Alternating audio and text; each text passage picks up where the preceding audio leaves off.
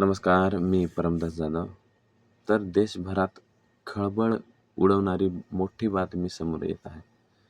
तर नेट 2026चा जो पेपर आहे, तो फुटला का?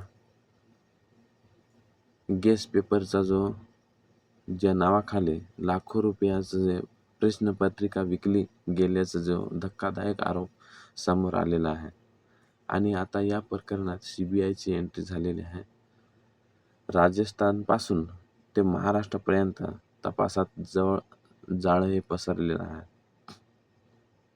तर नेट UG 2026 जी ही परीक्षा देशातील सर्वात मोठे मेडिकल प्रवेश परीक्षांपैकी एक परीक्षा आहे. यावर्षी 22 लाखाहून अधिक विद्यार्थ्यांनी ही परीक्षा दिलेली होती. मात्र परीक्षेनंतर अचानक पेपर फुटीची चर्चा सुरू झाली. राजस्थान पोलिसांच्या स्पेशल ऑपरेशन ग्रुपमध्ये SOGच्या तपासात धक्कादायक माहिती समोर आलेली आहे.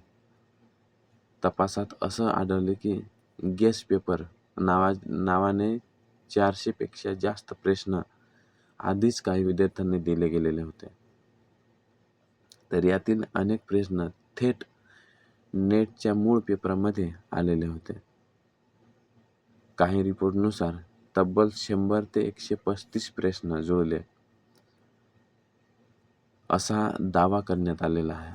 तर हा गेस पेपर देशात 10 लाख ते 25 लाख रुपयात विकला गेल्याचे आरोप आहे. तर तपासात जसजसं पुढे गेलं तसतसे राजस्थान, हरियाणा, महाराष्ट्र, केरळ आणि इतर राज्यांमध्ये कनेक्शन समोर येत आहेत. तर महाराष्ट्रातील जे नाशिकच्या शुभम खैरनार हे नाव या प्रकरणात चर्चेत आलेलं आहे. CBIने त्याला ताब्यात घेतल्याची माहिती समोर आलेली आहे. रिपोर्टनुसार एका आयुर्वेद विद्यार्थ्याकडून हार्ड कॉपी मिळाल्यानंतर ती पुढे अनेक लोकांपर्यंत पोहोचवली गेली. या प्रकरणामुळे देशात संताप व्यक्त केला जातो आहे.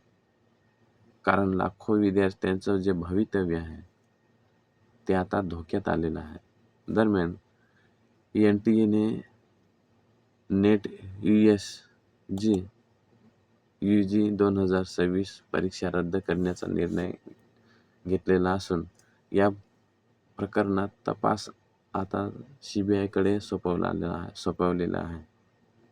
आता पुन्हा परीक्षा कधी होणार आणि दोषीवर काय कारवाई होणार याकडे संपूर्ण देशाचं लक्ष हे लागलेलं आहे. तर मित्रांनो, तुमच्या मते नेट जी सारख्या परीक्षा आहेत त्या मोठ्या परीक्षेचे जे पेपर फुटे होणं किती गंभीर आहे आणि दोषींना कोणती शिक्षा व्हायला हवी? कमेंटमध्ये तुमचं मत नक्की सांगा आणि अशाच ताज्या अपडेटसाठी आपल्या चॅनलला सबस्क्राईब करा आणि पेजला फॉलो करा. धन्यवाद.